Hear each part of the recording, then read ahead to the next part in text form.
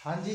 तो हम गुजरात सॉरी अजमेर के चौहान पढ़ रहे थे, और अजमेर के चौहानों में हमने प्रीवियस क्लास के अंदर हमने बात की दो चौहान शासकों की जिनका अजमेर पे शासन रहा। पहले थे अपरंग राय, दूसरे थे Prithviraj third, sorry Prithviraj second. Prithviraj second निसंतान मृत्यु हो गई थी पृथ्वीराज सेकंड की। वही पृथ्वीराज सेकंड जो कि जगदेव चौहान के कौन थे, पुत्र थे। ठीक है जी। अच्छा, यहाँ पर देखिएगा, अब हम पढ़ रहे हैं सोमेश्वर के बारे में। सबसे पहले एक बार रिवीजन कर देता हूं मैं। अजमेर की स्थापना की अजय राज ने। अजय राज के पुत्र हुए अणुराज की दो पत्नी कंचन देव सुरभा। ये आपकी सहूलियत के लिए आपको पूरा रिकैप हो जाएगा और आप अच्छे से समझ पाओगे। और जो भी नए स्टूडेंट हैं जो ये क्लास पहली बार देख रहे हैं, तो वो जाकर के प्रीवियस क्लास में जरूर देखेगा। आपसे रिक्वेस्ट है, आपको तभी सारी चीजें समझ में आएगी, क्योंकि मैं यहाँ पर कहानी बता रहा हूँ, कुछ और नहीं बता रहा। कहानी आपको याद रह सकती है, ट्रिक भी है, बट ट्रिक नहीं बता रहा। कहानी इसलिए बता रहा हूँ ताकि आपको याद रह जाए, और कहानी हमेशा याद भी रहती है। अच्छा, आ जाओ फिर लौट के, आप प्रीवियस क्लास जाकर के जरूर देखिएगा। और चैनल पर नहीं होना तो चैनल को प्लीज सब्सक्राइब कर लो, आपका कुछ नहीं जाता। आ जाओ, देखो। अरुणराज की दो पत्नी कंचन देव और सुरभा। कंचन देव से पुत्र हुआ सोमेश्वर, और सुरभा से हुआ जगदेव और भीषणदेव। जगदेव ने अपने पिता अणुराज की हत्या कर दी। इनके पुत्र हुए पृथ्वीराज सेकंड, और बीसलदेव ने अपने भाई जगदेव की हत्या कर दी, और इनके पुत्र हुए अपरंग राय। ठीक है। बीसलदेव की मृत्यु के बाद अपरंग राय राजा बनते हैं। अपरंग राय राजा बने ये देख करके जगदेव का जो पुत्र था पृथ्वीराज सेकंड, वो अपरंग राय पे हमला कर देता है, और वो हमला कर करके अजमेर पर अपना शासन स्थापित कर देता है।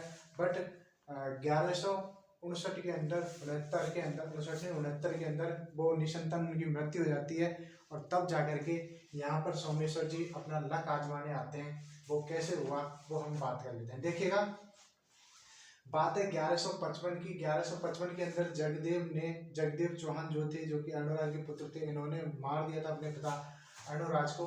ये देख करके कंचन देव घबरा गई, और कंचन देव अपना छोटा सा पुत्र था, छोटा सा लाला था उस टाइम सोमेश्वर, छोटे से लाला सोमेश्वर को लेकर अजमेर से गुजरात आ गया। और गुजरात, क्योंकि कंचन देव का क्या था, मायका था, है ना, मायका था। तो ये कंचन देव अजमेर से भाग करके सोमेश्वर को लेकर गुजरात आ गई थी। और यहाँ पर ये 14 साल तक इन्होंने वेट किया अपनी सही टाइम का, और बोला कि अपना टाइम आएगा। और इनका टाइम आया, तो ऐसा आया कि खतरनाक आया। कि अब देखो यहाँ पर कि इनका टाइम क्या होता है। देखो, चश्मा लगा दिया मैंने। देखो यहाँ पर पृथ्वीराज सेकंड जो कि जगदेव के पुत्र थे, पृथ्वीराज सेकंड वो खत्म हो गए निसंतान। अब ये सूचना पहुंचती है गुजरात कि अजमेर के अंदर जो है पृथ्वीराज सेकंड एक्सपायर हो चुके हैं। आपसे फिर बोल रहा हूँ, प्रीवियस क्लास जाके देखोगे तो आपको कहानी अच्छे से समझ में आएगी, जाकर के देखे पहले। ठीक है। अच्छा, जैसे पता चलता है कि अजमेर के अंदर अभी कोई उत्तराधिकारी नहीं है, पृथ्वीराज सेकंड निसंतान मृत्यु हो गई पृथ्वीराज सेकंड की, तो यहाँ पर गुजरात में जो था सोमेश्वर, वो 1169 के अंदर आक्रमण करता है अजमेर के ऊपर, और अजमेर को जो है विजित कर लेता है। और 1169 से 1177 तक ये राज करता है। इसके पिता की बात करें तो अणुराज चौहान इसके पिता हैं, आप देख सकते हो।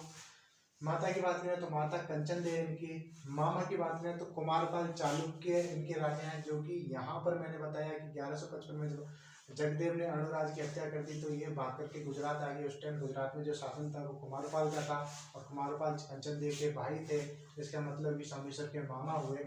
अच्छा, जब ये छोटे से थे सोमेश्वर, तभी इनको लेकर इनकी माँ कंचन देव गुजरात आ गई थी। तो बताइए सोमेश्वर का पालन पोषण कहाँ हुआ, गुजरात के अंदर हुआ। इनकी शादी कहाँ हुई, तो शादी भी गुजरात के अंदर हुई सोमेश्वर की। इनकी पत्नी का नाम क्या था, इनकी पत्नी का नाम था कर्पूरी देवी, है ना, कर्पूरी देवी। इनसे एक पुत्र हुआ कर्पूरी देवी, और सोमेश्वर के शादी के बाद एक पुत्र होता है जिसे जाना जाता है, बहुत ही शानदार होनहार खून जिसको बोलते हैं, उनका पुत्र होता है पृथ्वीराज सेकंड। पृथ्वीराज थर्ड, है ना। पृथ्वीराज थर्ड का भी जन्म जो हुआ था वो गुजरात के अंदर ही हुआ था। एक तरीके से मैं देखूं तो सोमेश्वर का जन्म सिर्फ अजमेर के अंदर हुआ। इसके बाद इनका पालन पोषण, इनकी शादी, इनका पुत्र जो कि आगे चल के राजा बनता है अजमेर का, वो सारे काम इनके गुजरात में ही हो गए थे। ठीक है, आगे बात समझ। और कुछ बचा है? हाँ, ये बचा है, इनका जन्म कब हुआ था, पृथ्वीराज थर्ड का, वो 1166 के अंदर हुआ था। कुमारपाल के बाद शासक होते हैं भीमदेव सेकंड, और भीमदेव सेकंड से लड़ते लड़ते सोमेश्वर मारे जाते हैं। वो हम अगली क्लास के अंदर बताएंगे वो सारी चीज़ें। ठीक है जी। बाकी आपको क्लासेस कैसी लगी आप मेरे को कमेंट बॉक्स के अंदर बता सकते हो। आपसे रिक्वेस्ट है कि आप प्रीवियस क्लास जाकर के जरूर देखें, क्योंकि मैं यहाँ पर सिर्फ कहानी बता रहा हूँ और कुछ नहीं बता रहा। कहानी आपको याद रह जाएगी, इसीलिए आपको कहानी बता रहा हूँ।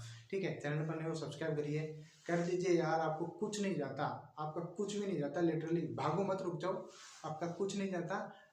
आप सब्सक्राइब करते हो, हमारा मोटिवेशन बना रहता है। ठीक है जी, चलिए फिर सब्सक्राइब कर लीजिए, अपने दोस्तों के साथ शेयर कर दीजिए।